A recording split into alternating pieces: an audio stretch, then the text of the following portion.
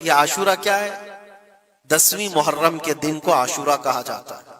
بڑا تاریخی دن ہے، اور بلکہ اللہ کے نبی صلی اللہ علیہ وسلم نے یہ بھی فرمایا قیامت بھی اسی دن کو آنے والی ہے. 10 محرم الحرام ہوگی اور جمعہ کا دن ہی ہوگا جس دن سور پھونکا جائے گا اور پوری دنیا فنا کر دی جائے گی اور قیامت کا منظر قائم ہو جائے گا. عاشورہ کا دن آتا ہے تو اے مومنو، سب کے سب اللہ کی بارگاہ میں دوڑ آ جاؤ، عبادت کے لیے لگ جاؤ. اور اس دن یہ یاد کرنا چاہیے کہ یہی وہ دن ہوگا جب ہمیں بارگاہ رب العزت میں کھڑا کیا جائے گا. اولین سے لے کر آخرین تک جتنے بھی پیدا ہوئے اس روئے زمین پر سب کو اٹھایا جائے گا، حساب و کتاب ہوگا، اور وہ 50,000 سال کے برابر کا ایک دن ہوگا. اس دن کو یاد کر کے عاشورہ کا اہتمام کرنا ضروری ہے. عاشورہ میں تو ویسی یادگاریں بہت ہیں. آدم علیہ السلام کے متعلق ان کی توبہ اسی دن قبول ہوئی. نوح علیہ السلام کی قوم پر جو عذاب آیا تھا طوفان کا، وہ طوفان نوح سے کشتی کو جو نجات ملی نوح علیہ السلام کی، وہ بھی عاشورہ کا دن تھا. سیدنا یونس علیہ السلام کو مچھلی کے پیٹ سے باہر نکالا گیا، وہ بھی عاشورہ کا دن تھا. موسیٰ علیہ السلام کو فرعون سے نجات دی گئی، فرعون غرق ہو گیا، پانی میں ڈبو دیا گیا، وہ بھی عاشورہ کا دن تھا. بہت ساری اس طرح کی تاریخی چیزیں عاشورہ کے دن. لیکن یہ ساری تاریخوں پر ایک تاریخ غالب آ جاتی ہے، وہ رسول اللہ کے نواسے کی قربانی کا دن، اس لیے کہ وہ پوری امت کو ہلا دینے والا حادثہ ہے. نبی آخر الزمان صلی اللہ تعالی علیہ وسلم نے اپنے اس لخت جگر کو، اپنے اس نور نظر کو، جس کے لیے اپنے سجدے لمبے کر دیا کرتے تھے. جانتے ہیں آپ حضور پاک صلی اللہ علیہ وسلم کے ایک بیٹے تھے حضرت ابراہیم، اور یہ اسی زمانے کے ہیں جب حضرت امام حسین بھی پیدا ہوئے تھے، اور حضور کی گود میں آپ کے اپنے بیٹے بھی تھے. حضور صلی اللہ تعالی علیہ وسلم کے وہ ایک ہی بیٹے ہیں جو 6 مہینے تک زندہ رہے. حضور صلی اللہ علیہ وسلم اپنی گود میں بٹھا کر انہیں پیار کر رہے تھے، اور امام حسین کو بھی گود میں رکھے ہوئے تھے. ایک طرف نواسا ہے اور ایک طرف بیٹا ہے. جبرائیل امین نے آ کر کے عرض کیا اللہ کے نبی صلی اللہ علیہ وسلم سے، کہا رب تبارک و تعالیٰ کی منشا یہ ہے کہ ان دونوں میں سے آپ کسی ایک ہی کو رکھ سکتے. اللہ کے نبی صلی اللہ علیہ وسلم نے امام حسین پر اپنے بیٹے کو قربان کر دیا. کہا اے جبرائیل، حسین کو رہنے دو، اس لیے کہ یہ میری آنکھوں کا بھی نور ہے اور فاطمہ کی آنکھوں کا بھی نور ہے. پھر چند ہی دن کے بعد حضرت ابراہیم کا انتقال ہو گیا. آپ اندازہ کریں جس حسین اعظم کے لیے رسول پاک صلی اللہ علیہ وسلم نے اپنے بیٹے کو قربان کیا، اور مدینے کی گلیوں میں جس کو اپنے کندھوں پر اٹھا کر سوار کرتے تھے. امام حسین حضور کے صلی اللہ تعالی علیہ وسلم کے کندھوں پر سواری کیا کرتے تھے. دوش نبوت جن کی سواری ہو، اندازہ کر سکتا ہے کوئی؟ اس حسین اعظم کے چرچے مدینہ طیبہ میں بچپن میں ہی عام تھے. صحابہ اکرام رضوان اللہ تعالی علیہ مجمعین دیکھتے تھے. کبھی حضور صلی اللہ تعالی علیہ وسلم مسجد نبوی تشریف لاتے تو یہ دونوں شہزادے حضور کے جبے پر لٹکے ہوئے آتے تھے. کبھی حضور ممبر پر کھڑے ہیں تو ایک شہزادہ حضور کے ایک قدم کو پکڑا ہے، دوسرا دوسرے قدم کو پکڑا ہوا ہے. یہ تو ان کی پرورش تھی جو بچپنے کی تھی. صحابہ ان کی اس بچپنے پر رشک کیا کرتے تھے، اور صحابہ اکرام رضوان اللہ تعالی علیہ مجمعین ادب حد درجے کا کرتے تھے. آپ کو میں بتاؤں، ادب تو ایسا تھا اہل بیت اطہار کا. امام حسین کی عمر چھوٹی سی تھی، امام حسین. اور ایک زمانہ ایسا تھا جب حضور پاک صلی اللہ علیہ وسلم کے وصال کے بعد حضرت ابو بکر کا زمانہ آیا. 2.5 سال آپ نے خلافت کی.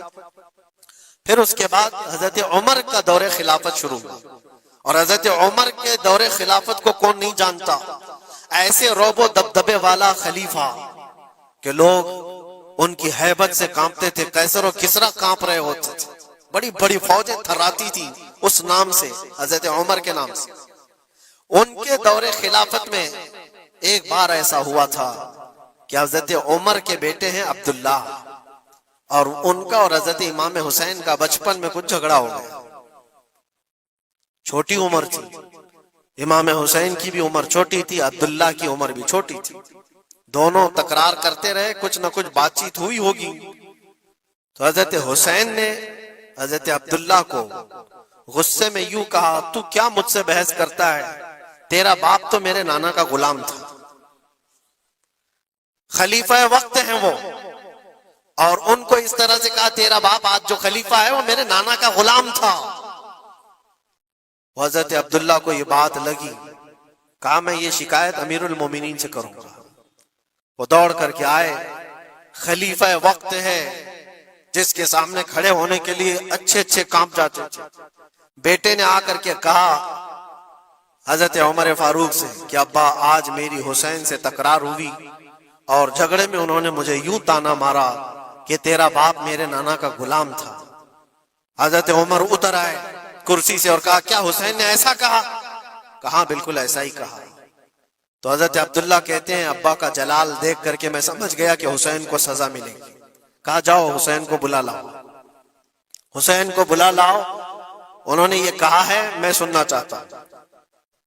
حضرت عبداللہ دوڑے ہوئے گئے، چند اور لوگ بھی ساتھ میں آ گئے کہ حسین کی پیشی ہو گئی ہے خلیفہ وقت کے دربار میں، امیر المومنین عمر ابن خطاب نے طلب کیا ہے۔ حضرت حسین آئے اور وہ شہزادے کے اندر جو رعب و دبدبہ ہے، جلال ہے، جمال ہے، وہ بچپنے سے قائم ہے۔ رسول اللہ صلی اللہ علیہ وسلم کا لعاب پاک جس نے پیا، خلیفہ وقت کے سامنے آ کر کھڑے ہوئے۔ حضرت عمر نے پوچھا حسین میرے بیٹے کو کیا آپ نے ایسا کہا ہے کہ تیرا باپ میرے نانا کا غلام تھا؟ حضرت حسین نے کہا ہاں میں نے کہا ہے۔ ڈر کس بات کا، خوف کس بات کا؟ جو کہا ہے وہ کہہ رہا ہوں، ہاں میں نے کہا۔ حضرت عمر نے کہا کیسے کہے بتاؤ، کس طرح سے تم نے کہا تھا، بول کے بتاؤ۔ حضرت حسین نے کہا میں نے عبداللہ سے یہ کہا تیرا باپ میرے نانا کا غلام تھا۔ حضرت عمر نے کہا اور ایک بار بولو۔ حضرت حسین نے پھر کہا عبداللہ تیرا باپ میرے نانا کا غلام تھا۔ حضرت عمر نے کہا اور ایک بار بولو۔ 3 بار بولنے کے بعد ان کے دونوں بازو پکڑ کر کے گھٹنے زمین پر ٹیک دیا۔ حضرت امیر المومنین کہتے ہیں میری بخشش کے لیے تمہارے جملے ہی کافی ہو گئے، آپ نے جو مجھے سند دی ہے اے حسین بس یہ جملہ کل قیامت کے دن بھی کہہ دینا، جب میرا حساب ہو رہا ہو تو اتنا کہہ دینا عبداللہ کا باپ عمر میرے نانا کا غلام تھا۔ اس لیے کہ رسول کریم صلی اللہ علیہ وسلم نے فرمایا ہے الحسن والحسین سیدہ شباب اہل الجنہ، حسن اور حسین جنتی جوانوں کے سردار ہیں۔ یہ جسے اجازت دے دیں وہ جنت میں چلا جائے گا، جسے یہ کہہ دیں وہ کہ یہ میرے نانا کا غلام ہے۔ مجھے بتاؤ میرے عزیزو، اس حسین اعظم کی بات میں کر رہا ہوں، وقت کا باروب خلیفہ امیر المومنین عمر ابن خطاب جن کے سامنے گھٹنے ٹیک کر کے بیٹھے اور کہے یہ جملہ دوبارہ کہو، ان کا مقام کیا ہو سکتا ہے؟ حد درجے کا ادب صحابہ اکرام کے اندر تھا۔ اور ایک مرتبہ ایسا بھی ہوا تھا، حضرت عمر ممبر پر کھڑے تھے، حضرت امام حسین اپنے گھر سے دوڑتے ہوئے آئے۔ یہ وہ منظر تھا جب انہوں نے اپنے نانا کو ممبر پر خطبہ دیتے ہوئے سنا ہے۔ زمانہ انہوں نے آنکھیں کھولی ہیں حضور کی گود میں، بچپنا پایا ہے رسول اللہ کے گھر میں، اور دیکھا ہے سب سے پہلے خطبہ دیتے ہوئے تو اپنے نانا کو دیکھا تھا، لیکن جب رسول کریم صلی اللہ علیہ وسلم کی وفات ہو گئی تو پورا اندھیرا سا چھایا ہوا تھا۔ حضرت امام حسین ان کے متعلق ہے کہ ایک بار حضرت عمر ممبر پر کھڑے تھے، وہ دوڑتے ہوئے آئے مسجد میں، حضرت حسین کو ایسا لگا کہ رسول اللہ خطبہ دے رہے ہیں۔ وہ یادیں کہاں سے جاتی جو رسول اللہ کو خطبہ دیتے ہوئے دیکھا تھا۔ دوڑتے ہوئے آئے، دیکھا عمر فاروق خطبہ دے رہے ہیں، تو چیخ کر کے کہا کہ آپ میرے نانا کے ممبر سے اتر جاؤ، یہ میرے باپ کا ممبر ہے، اپنے باپ کے ممبر پر جاؤ، تمہارے باپ کے ممبر پر جاؤ۔ حضرت عمر اتر گئے، یہ نہیں کہ خطبہ قائم رکھا، فوراً اتر آئے اور شہزادے کو پکڑ کر کے رونے لگ گئے۔ سچ کہا ہے حسین، یہ ممبر تو تمہارے گھر کا ہی ہے، یہ ممبر تمہارے باپ کا ہے، تمہارے نانا کا ہے، اور انہوں نے یہ عزت بخشی ہے ہمیں کہ ہم اس ممبر پر کھڑے ہوتے ہیں۔ اگر آپ اجازت دیں تو میں خطبہ دوں، ورنہ میں یہیں بیٹھا رہوں۔ یہ مقام تھا امام حسین کا، بچپنے کی بات کر رہا ہوں۔ پھر انہوں نے کہا آپ خطبہ دیں، حضرت عمر خطبہ دینے لگے۔ عزیزان گرامی، رسول کریم صلی اللہ تعالی علیہ وسلم کے اس عظیم خانوادے کی بات کر رہا ہوں۔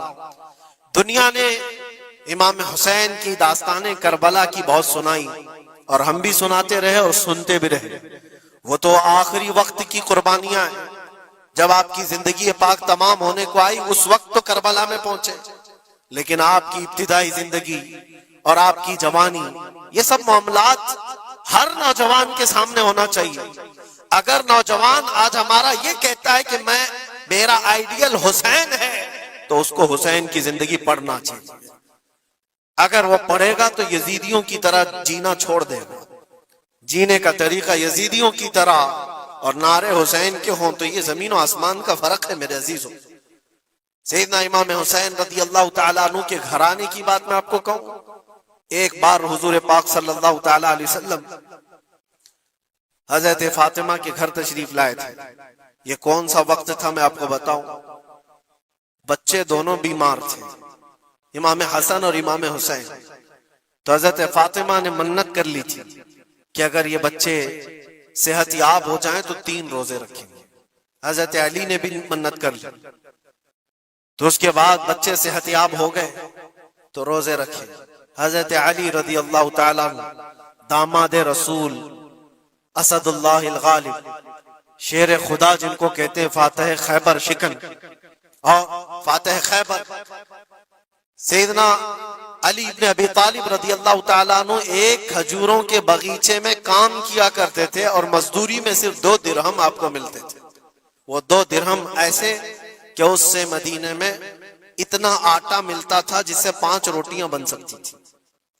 یہ دن کی مزدوری تھی ان کی، دن بھر کام کر کے آتے، روزہ رکھ کر کے گئے تھے، کام کر کے 2 درہم مزدوری میں لے آئے، اور اس کے بعد آٹا خرید کر لائے اور کہا فاطمہ روٹیاں بنا لو۔ 5 لوگ تھے گھر میں، حضرت فاطمہ، حضرت علی اور آپ کی ایک کنیز فضہ، اور حضرت حسن اور حسین رضی اللہ تعالیٰ عنہ۔ 5 روٹیاں بنی تھی اور شام میں افطار کے لیے بیٹھے تھے، تو عین افطار کے وقت ایک مسکین دروازے پر آتا ہے، وہ کہتا ہے یہ اہل بیت کا گھرانہ ہے، میں بہت بھوکا ہوں، کیا مجھے کچھ کھلایا جا سکتا ہے؟ حضرت فاطمہ نے 5 روٹیاں اٹھا کر اس کی جھولی میں ڈال دی، ایک بھی نہیں رکھا، اور پانی پی کر افطار کر لیا۔ کیا یہ کر سکتا ہے ہم میں سے کوئی؟ افطاری کے وقت ہمارے سامنے رکھا ہوا سامان ادھر سے ادھر ہونے نہیں دیتے۔ کوئی تمہارا شربت تھوڑا سا اٹھا لے تو دیکھو پارا کتنا چڑھ جاتا ہے۔ افطاری کے وقت تو سب کو بھوک شدت کی لگی رہتی ہے، اور اس وقت گھر میں جو موجود ہے وہ اٹھا کے دے دینا۔ مسکین تو لے کر چلا گیا اور یہ پانی سے افطار کر کے رہ گئے، رات کو اسی پانی سے سحری، دوسرا روزہ تھا۔ حضرت علی مزدوری پر گئے، پھر وہی مزدوری اور آٹا لائے، 5 روٹیاں بنی، اور افطار میں بیٹھے تھے کہ ایک یتیم بچہ آ گیا جس کے ماں باپ نہیں تھے۔ اس نے آواز لگانی شروع کی کہ میرا کوئی نہیں ہے، میرا آسرا نہیں ہے، میرا باپ نہیں ہے، میں یتیم ہوں، کیا مجھے اس گھر سے کھلایا جا سکتا ہے؟ آج حضرت فاطمہ نے وہ 5 روٹیاں اٹھائی، اس کی جھولی میں ڈال دی، کہا صبر کر لو، ہم پانی پی لیں گے۔ پانی پی کر دوسرا دن افطار کر لیا انہوں نے، اور اس دن اسی طرح سے سحری کیے، اور تیسرا روزہ تھا۔ کون رکھ سکتا ہے میرے عزیز؟ ایک روزہ ہی لوگوں کے لیے کتنا بھاری ہوتا ہے۔ تیسرا روزہ تھا بغیر کسی چیز کے کھائے ہوئے، اور تیسرے روزے کے بعد پھر مزدوری کی حضرت علی نے، پھر اتنی مزدوری سے آٹا خرید لائے، 5 روٹیاں بنی، اور آج ان کے کھانے کا وقت تھا، افطاری کرنے ہی والے تھے۔ جیل سے چھوٹا ہوا ایک قیدی ان کے گھر کے پاس آیا، قیدی تھا جو برسوں سے جیل کی سزا کاٹ رہا تھا، اچانک آیا اور کہا میں بہت بھوکا ہوں، میرے پاس کوئی اسباب نہیں، کھانے پینے کا کوئی سامان نہیں، اور میں نے اس گھرانے کی بڑی تعریف سنی ہے، یہ اہل بیت کا گھرانہ ہے، کیا مجھے کھلایا جا سکتا ہے؟ یقیناً وہ لجپال گھرانہ ہے، وہ سخی گھرانہ ہے۔ آج بھی 5 روٹیاں اٹھائی اور ڈال دی، اور حالت یہ ہو گئی تھی کہ سب کا پیٹ پیٹ سے لگ گیا تھا، اور آواز نہیں نکل رہی تھی کسی کی۔ تیسرا دن گزرا تھا، اور اس وقت سب حسنین کریمین طاق میں دبکے ہوئے اندر بیٹھے ہوئے تھے، حضرت علی جھکے ہوئے تھے، حضرت فاطمہ بھی وہ سجدے میں تھی۔ رسول کریم صلی اللہ تعالی علیہ وسلم اس حالت میں اس گھرانے میں تشریف لاتے، اور آئے آواز دیا تو آواز کسی کی نکل نہیں رہی، سناٹا ہے گھر میں۔ دیکھا تو حسنین کریمین، جسم پورا لاغر دکھ رہا ہے، دیوار سے دبکے ہوئے بیٹھے ہیں، حضرت فاطمہ الگ، حضرت علی الگ۔ یہ کیا منظر ہے؟ یہ اہل بیت وہ ہے جو فاقہ کرتے تھے لیکن شکایت کسی کے پاس کرتے نہیں تھے۔ یہ نہیں کہ ہمارے گھر میں کچھ نہیں ہے، کبھی نہیں کہا۔ اسی طرح بیٹھے رہے۔ اللہ کے نبی صلی اللہ علیہ وسلم پوچھ رہے تھے تمہیں کیا ہو گیا؟ اسی اسنا میں ان کا جواب آنے سے پہلے جبرائیل امین آیت لے کر کے آ گئے، آیت لے کر کے آ گئے۔ قرآن پاک کی آیت سورہ دہر میں آج بھی موجود ہے۔ اللہ تعالیٰ فرماتا ہے وَيُطْعِمُونَ الطَّعَامَ عَلَى حُبِّهِ مِسْكِينًا وَيَتِيمًا وَأَسِيرًا۔ اے رسول پاک، یہ وہ گھرانہ ہے جو اللہ کی محبت میں کبھی مسکین کو کھلاتا ہے، کبھی یتیم کو کھلاتا ہے، اور کبھی قیدیوں کو کھلاتا ہے۔ اور حضور کو حضرت جبرائیل نے بشارت دی، نہ وہ مسکین گھر پہ آیا تھا، نہ یتیم گھر پہ آیا تھا، نہ قیدی گھر پہ آیا تھا، وہ تو اللہ کا فرشتہ تھا جو اہل بیت کا امتحان لے رہا تھا۔ اور یہ اہل بیت کا گھرانہ امتحان میں مکمل کامیاب ہے، اور ان کے کھانے کے لیے اللہ تعالیٰ جنت سے کھانے نعمت اتار رہا ہے۔ یہ وہ گھرانہ تھا۔ کیا اس صبر کو آپ دیکھ سکتے ہیں بچپن میں جہاں اتنا صبر سکھایا گیا ہو؟ بچوں نے یہ الجھ کر کے کہا ہو کہ ماں کیوں دے رہی ہو روٹیاں، ہمارے لیے بھی تو کچھ رکھو۔ یہ وہ آداب تھے، یہ وہ پرورش تھی جو کربلا کے میدان میں ان کو جبل استقامت بنایا ہوا تھا۔ ٹس سے مس نہیں ہوتے تھے۔ یہ اچانک آئی ہوئی پرورش نہیں تھی، اچانک ملی ہوئی تربیت نہیں تھی، ان کی گٹھی میں گھول کر کے پلائی گئی ہوئی تربیت تھی۔ حسنین کریمین کو یہ صبر و استقامت ان کی ماں اور ان کے باپ نے اس وقت سے دیا ہے جب ابھی وہ شعور کی آنکھیں کھول رہے تھے۔ عزیزان گرامی وقار، استقامت کس کو کہتے ہیں؟ یہی ایک جملہ، ایک لفظ یاد کر لو بس کافی ہے۔ آج میرا میسج اتنا ہی۔ استقامت ہے صرف اور صرف ظلم سہ کر کے مر جانا، یہ کوئی کمال کی بات نہیں۔ ظالم کے سامنے ڈٹے رہنا اور حق بات کا اعلان کرنا، یہ استقامت ہے۔ اور یہ ساری کرامتوں سے بڑھ کر کے ہے۔ ساری کرامتیں، جو بھی ولی کرامت دکھاتا ہے وہ نبوت کا پرتو ہوتا ہے، معجزے کا پرتو ہوتا ہے۔ نبی معجزہ دکھاتے ہیں۔ معجزہ کیا ہے؟ ایسا کام جو عام انسان نہیں کر سکتا۔ جیسے حضرت موسیٰ علیہ السلام نے اپنے لکڑی کو زمین پر ڈالا تو وہ سانپ بن گیا، اژدھا بن گیا۔ حضرت عیسیٰ علیہ السلام مٹی کے پرندے کو پھونک مارتے تھے تو وہ اڑ جاتا تھا۔ یہ معجزہ ہے۔ اور ولی سے جو کام صادر ہوتا ہے ایسا جو عام انسان نہیں کر سکتا، اس کو کیا کہتے ہیں؟ کرامت۔ ولی سے کرامت ثابت ہوتی ہے۔ بہت سارے اولیاء کرام سے کرامتیں صادر ہوئی۔ سرکار غوث پاک رضی اللہ تعالیٰ عنہ کی کرامتیں بہت ہیں، سرکار غریب نواز کی کرامت ہے، بہت سارے اولیاء کرام کی بہت سی کرامتیں۔ انہوں نے کبھی پانی پر اپنے مصلے بچھائے، کبھی ہواؤں میں چل کے دکھائے، یا پھر محیر العقول کام جو عام انسان کی سمجھ میں نہ آئے، یہ سب کرامتیں دیکھ کر انسان حیرت میں آ جاتا ہے، ایسا کیسے؟ اور آج بھی سارے لوگ اسی چکر میں باباؤں کے پیچھے گھومتے رہتے ہیں کہ کوئی چمتکار دکھ جائے، چمتکار نظر آ جائے۔ چمتکار دیکھنے کے لیے انسان پاگل ہو جاتا ہے۔ اسی جو آپ کی زبان میں چمتکار اور کرامت الگ چیز ہے۔ جادوگر کوئی چیز دکھا رہا ہے وہ چمتکار ہے۔ کرامت دیکھ کر کے تم یہ سمجھنے لگتے ہو اس سے بڑا کوئی ہو ہی نہیں سکتا، اس سے بڑا کوئی نہیں ہو سکتا۔ اگر تمہارے سامنے کوئی بابا ہوا میں اڑ کے دکھا دیا تو ہو گیا پھر تمہارا، ساری چیزیں اس کے پیچھے قربان۔ اس سے پہنچا ہوا کوئی نہیں۔ میں آپ کو کہتا ہوں دنیا کی ساری کرامتیں ایک جگہ پر حق بات پر اٹل ہو جانا استقامت اس سے بڑھ کر کے ہے۔ وہ امام حسین نے کربلا کے میدان میں دکھایا ہے۔ کرامت کیا ہے امام حسین نہیں دکھا سکتے تھے؟ ارے سارے اولیاء جن کے قدموں سے لگے ہوئے ہو، جہاں سے ولایت بٹ رہی ہو، حضرت مولا علی کو کیا کہتے ہیں؟ شاہ ولایت کہا جاتا ہے۔ سارے اولیاء کرام کی ولایت وہاں جاتی ہے۔ تو کیا امام حسین کربلا میں اپنی کرامت دکھا کر کے قابو نہیں کر سکتے تھے؟ اور لوگوں کے اس ذہن میں آنے والے سوال کو دور کرنے کے لیے امام حسین کے شہزادوں میں 600 سال بعد آنے والے غریب نواز نے اجمیر کی دھرتی پر دکھایا بھی تھا۔ تم اگر پانی بند کرتے ہو تو معین الدین ایک کھٹوری میں پورا پانی سما سکتا ہے. کیا نہیں ہوئی تھی انا ساگر کا پورا پانی ایک کھٹوری میں سرکار غریب نواز کے حکم پر نہیں جمع ہوا تھا, اور آپ نے چھوڑ دیا تو پانی پورا چلا گیا. وہ 600 سال بعد آنے والے غریب نواز جو امام حسین کی اولاد میں سے اتنے سالوں بعد آنے والی اولاد میں یہ پاور ہے, یہ طاقت ہے, تو حسین کے ہاتھوں میں کیا طاقت ہو سکتی؟ ارے دریائے فرات تو ان کے قدموں سے لگ کر کے بہتا اگر حکم دیتے, لیکن امام حسین رضی اللہ تعالیٰ عنہ کرامت سے اگر وہ معاملہ حل کر دیتے تو ہم جیسے نکموں کے لیے آئیڈیل کون ہوتا؟ ہم جیسے غریبوں کے لیے آئیڈیل کون ہوتا؟ وہ تو بڑے لوگ تھے, متقی تھے, پرہیزگار تھے, رسول اللہ کے خاندان سے تھے, انہوں نے کرامتوں سے ان معاملات کو حل کیا ہوگا. لیکن ہم جیسے لوگ اس زمانے میں اپنے دور کے یزیدیوں سے لڑنے کا وقت ہوتا تو ہم کون سی کرامت دکھاتے؟ اسی لیے امام حسین نے قیامت تک آنے والے مسلمانوں کے لیے کرامت دکھا کر کے اس میدان کو فتح نہیں کیا, استقامت دکھا کر. یہ میسج تھا کہ اے مسلمانوں, جیسی بھی بڑی طاقت تمہارے سامنے آئے ڈٹے رہو, جمے رہو, اور مرنے کا خوف نہ رکھو.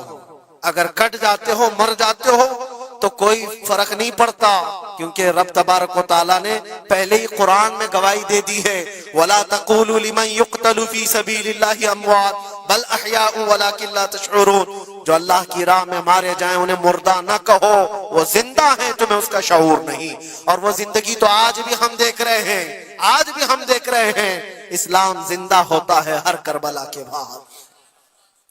کیا یہ نہیں دیکھ رہے؟ ہر گھر پہ امام حسین کے چرچے, جلنے والے ہوں گے, کڑنے والے ہوں گے, لیکن ان کو انگلیوں پہ گنا جا سکتا ہے, باقی چاہنے والوں کی تعداد ستاروں سے زیادہ ہے. امام حسین کا جھنڈا آج بھی اسی طرح لہرا رہا ہے. سچ بتاؤں میں آپ کو, کبھی آپ کو اتفاق ہو تو ملک شام کے دمشق میں بھی جانا, جہاں پر 3 سال یزید کا دربار لگتا تھا. وہ بھی اپنے وقت کا خلیفہ بنا ہوا تھا, اور اس نے جو اپنے دور خلافت میں, اپنے دور حکومت میں ظلم ڈھائے وہ تاریخ میں رقم ہو چکے. جا کر کے پوچھنا اہل شام سے, دمشق والوں سے, کہ ایک دور یہاں تمہارا بادشاہ رہتا تھا, شام کا حکمران یزید, وہ کہاں ہے, اس کی قبر کہاں ہے؟ لوگ تو بغلیں اٹھا کر کے آپ کو کہیں گے کہ یہاں تو کوئی ایسی قبر نہیں دی تھی. ہاں ہم کو پتا ہے, بعض مورخین نے, بعض دانشور جو پڑھے لکھے وہ کہتے ہیں جہاں پر سارا کچرا ایک جگہ پھینکا جاتا ہے, ڈم کیا جاتا ہے دمشق کا, وہاں کہیں اس کی قبر کھو گئی ہے, اس میں کہیں قبر کھو گئی. یہ تو اس کی بات کر رہا ہوں جو بادشاہ تھا, فوج رکھتا تھا, تاج رکھتا تھا, تخت رکھتا تھا اور حکومت رکھتا تھا. اس کا سوال ایسے. پھر آؤ عراق کی سرزمین پر اور کربلا جاؤ, سوچو, ایک کھلا چٹیل میدان تھا, یہاں پر کوئی آبادی نہیں تھی, دور دور تک ایک دریائے فرات بہتی تھی اور باقی کچھ نہیں تھا. اور جا کر کے آپ ڈھونڈنے لگ جاؤ کہ میدان کہاں ہے, تو تمہیں میدان نہیں ملے گا, ہر جگہ آبادی ہی آبادی. ایک حسین و جمیل شہر ہے, اور لوگوں سے پوچھو کہ یہاں تو ہم نے سنا تھا رسول اللہ کے شہزادے حسین کو کاٹ کر کے ٹکڑوں میں بدل دیا گیا تھا, ان کے شہزادوں کو, اور امام حسین کے سر کو الگ کر دیا گیا, جسم کو الگ کر دیا گیا, ان کے بیٹوں کے جسم پر گھوڑے دوڑا دیے گئے تھے. سنا تو ایسا تھا کہ ان کے سب جسم کو اس طرح سے بکھیر دیا گیا تھا. وہ کہاں ہیں؟ کیا مٹ گئے تاریخ میں؟ نہیں, آپ کو ہاتھ پکڑ کر لے جا کر ایسے دربار میں کھڑا کریں گے جس دربار کی اونچائی دیکھنے سے ٹوپی گر جاتی ہے. اس حسین دربار کو دیکھتے ہی دل میں ہیبت طاری ہوتی ہے, اور پھر تم بے اختیار یہ کہہ دو گے, حسین کا دربار دیکھتے ہی تمہاری زبان سے یہ الفاظ نکل پڑیں گے, شاہ است حسین, بادشاہ است حسین. وہ اب بھی بادشاہ ہے, اب بھی شاہ ہے, اور ہزاروں لوگوں کو دیکھا ہے ہم نے حسین اعظم کی قبر پاک کے پاس آتے ہیں. میں پوچھا تھا ایک بڑے بزرگ سے, چٹیاں وہاں پر بہت اندر رہتی ہیں, بہت سارے لوگ اپنے پیسے بھی ڈالتے ہیں, نذرانے بھی پیش کرتے ہیں, بہت ساری چٹیاں ہوتی ہیں. میں پوچھا چٹیاں کیا ہیں؟ کہا برسوں سے رواج ہے جب کسی کا کوئی مسئلہ حل نہیں ہوتا تو وہ پورا چٹھی میں اپنا لکھ کر کے لاتا ہے اور امام حسین کے پاس پیش کرتا ہے، اس لیے کہ اس کا وجدان یہ کہتا ہے ہم رعایا ہیں اور وہ بادشاہ ہے، بادشاہ کے سامنے اگر شکایت نہ کی جائے تو پھر کس کے سامنے کی جائے؟ لوگ اپنی شکایتیں آج بھی پیش کرتے ہیں۔ میں کہنا یہ چاہتا ہوں میرے عزیزو، 14 صدیوں کے بعد بھی جس کی بادشاہت ختم نہیں ہوتی وہ کس بات کی وجہ سے ہے؟ وہ استقامت کی بنیاد پر ہے۔ اسی لیے تو قرآن میں اللہ نے فرمایا ان الذین قالوا ربنا اللہ ثم استقاموا، بے شک وہ لوگ جنہوں نے کہا ہمارا رب اللہ ہے پھر جمے رہ گئے، تتنزل علیہم الملائکہ، ان پر اللہ فرشتے اتارتا ہے، اور فرشتے یہ کہتے ہوئے آتے ہیں جو استقامت کے ساتھ کھڑا ہے اس کو کہ گھبراؤ مت، ڈرو مت، ان قریب اللہ تبارک و تعالیٰ نے جو تم سے وعدہ کیا ہے وہ تمہیں ملنے والا ہے۔ یہ استقامت کے ساتھ رہنے والے کے لیے ملائکہ اتارے جاتے ہیں۔ آج بھی ہمارا امتحان اسی استقامت کو لے کر کے ہے، کتنے جمے رہو گے، کتنے ڈٹے رہو گے، یہی امتحان آنے والا ہے۔ آگے بھی دیکھنا، اس زمانے میں بھی دیکھنا، تمہاری ٹوپیاں اتاری جا رہی، تمہاری داڑیاں نوچی جا رہی، تمہارے برقعے، تمہارے حجاب سب سوالیہ نشان ہیں۔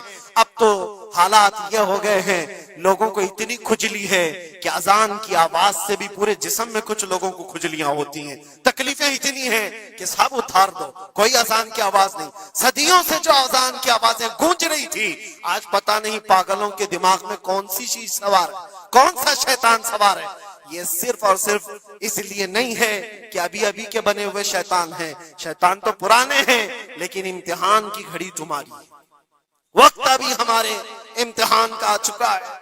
یہ جو پوری دنیا کے حالات آپ دیکھ رہے ہیں، ان حالات میں بھی میرے عزیزو ایک بات یاد رکھنا، بہت سارے طوفان، بہت ساری آندھیاں آئیں گی، اگر تم ایمان کی حفاظت کے ساتھ اس دنیا سے گئے تو امن میں ہو، ورنہ اللہ کے نبی صلی اللہ علیہ وسلم نے اسی زمانے کے لیے فرمایا تھا وہ زمانہ آئے گا میری امت پر کہ صبح مومن ہوں گے، شام میں کافر ہو جائیں گے، شام میں مومن سوئیں گے، صبح کافر اٹھیں گے۔ وہ اس زمانے میں ہم آ چکے ہیں جہاں ایمان کا سودا ہونے لگ گیا ہے۔ لوگ تو آج، مجھے پتا ہے میں ہر چیز پر بات کروں تو بہت لمبی بات چلی جائے گی، ہماری قوم میں سب سے زیادہ وہ غدار لوگ موجود ہیں جو چند ٹکوں کے لیے، جو چند پیسوں کے لیے مخبری کیا کرتے ہیں اور ایمان بیچتے ہیں۔ ان کو کیا حاصل ہوتا ہے؟ اپنی قوم کی خبریں جا کر کے لوگوں کو پہنچانا، پولیس کو خبر دینا، اس کو خبر دینا، نیتاؤں کی چاٹو گیری کرنا، یہ سب چیزیں تمہارے ہاں کہاں سے آ گئی؟ تم تو خیر امت ہو، حسین اعظم کے غلاموں میں تمہارا نام ہوتا ہے۔ تمہارا سینہ تو ایسا ہونا چاہیے کہ کبھی تمہیں کوئی غلامی پہ جھکا نہ سکے، لیکن جو لوگ غلامی کو پسند کر کے تلوے چھاٹنا چاہتے ہو، یاد رکھنا اس دنیا میں بھی ذلت ہے، آخرت میں بھی بڑی ذلت ہے، بہت بڑی ذلت کا توق اٹھا کر کے اٹھائے جائیں گے۔ اسی لیے باز آؤ اے نوجوانوں، میں آپ سے کہتا ہوں، لالچ پر، پیسوں پر، تھوڑی سہولت دینے پر اگر تم بک جاتے ہو تو تم سے زیادہ اس روئے زمین پر کوئی بدنصیب نہیں ہوگا، کوئی بدنصیب نہیں ہوگا۔ آپ کو پتا ہے منافقین کے رد میں اللہ نے کتنی آیتیں اتاری، اور قرآن میں اللہ نے فرمایا ان المنافقین فی الدرک الاسفل من النار، بے شک منافقین جہنم کے سب سے نیچے حصے میں ہوں گے، سب سے زیادہ عذاب میں ہوں گے۔ کون ہے وہ منافق؟ جو چہرے سے مسلمان دکھتے ہوں، اندر سے کافر ہوتے ہیں۔ یہ دغا باز، دھوکے باز۔ آج پتہ ہے آپ کو ایران کی اس لڑائی میں سب سے زیادہ اسے نقصان کس چیز سے ہوا تھا؟ میں اس جنگ پر بات نہیں کر رہا، لیکن اس مقابلے کو آپ اپنے سامنے جو پیش آ رہی ہیں ان حالات کو دیکھ کر کے سمجھو۔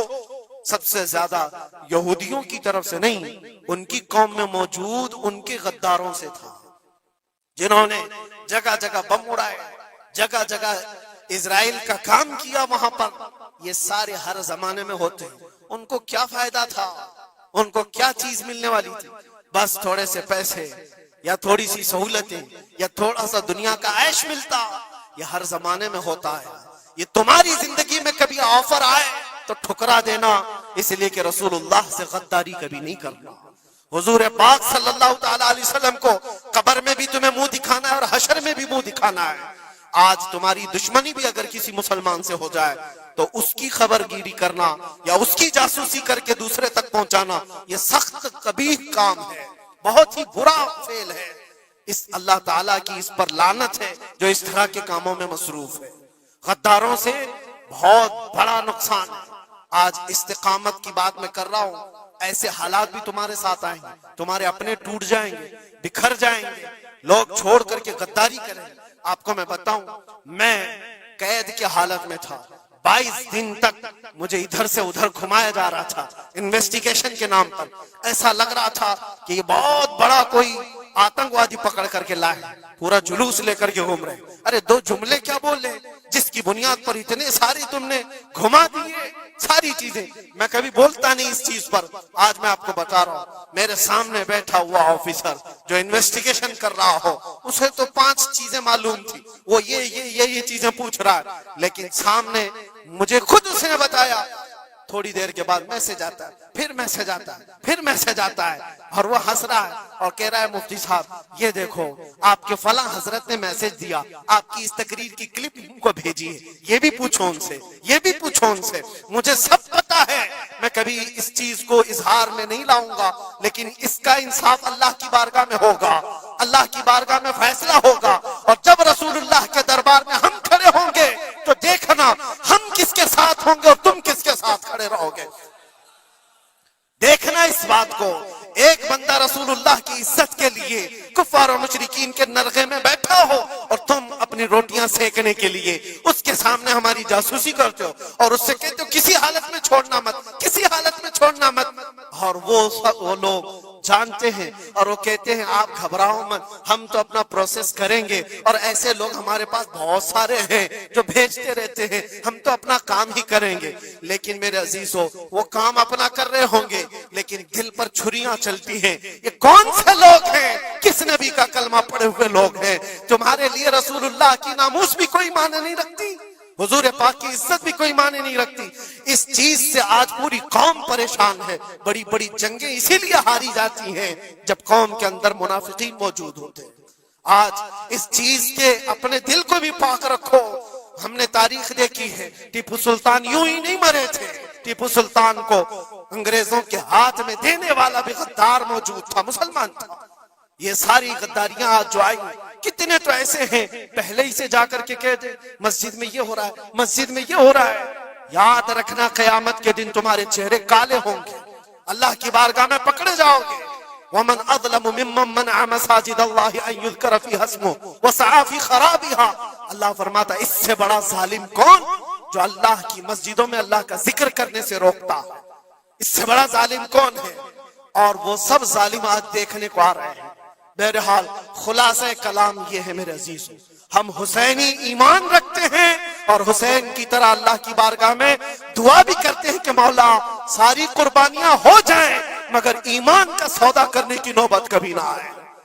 رب تبارک و تعالی ہماری یہ حفاظت فرمائے کہ ہمارے جسم کے چھتڑے ہو جائیں مگر مولا تیرے حبیب پاک کی عزت اور ان کی محبت بال برابر بھی ہمارے دل میں فرق آنے نہ پائے، بال برابر بھی فرق ہونے نہ پائے۔